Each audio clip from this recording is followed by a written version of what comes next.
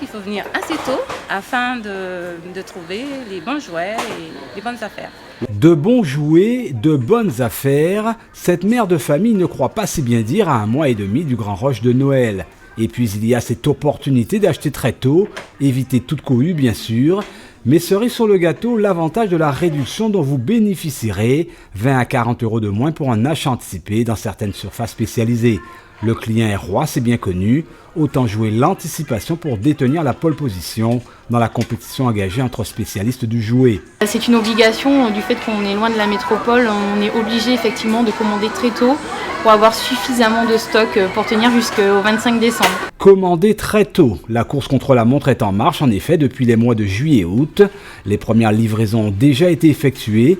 Ici, à Jouet Club, on parle de 9000 références, c'est dire que les parents ont un large choix. Ah oui, par contre, il y en a partout. Mais ce sont leurs progénitures qui décident.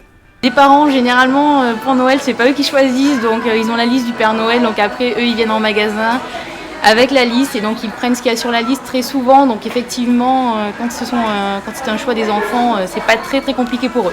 Les temps sont comme chaque année aux jouets tendance. Les parents sont alors quelque peu orientés. Gamme de la Reine des Neiges pour les filles, activités manuelles ou tout ce qui brille.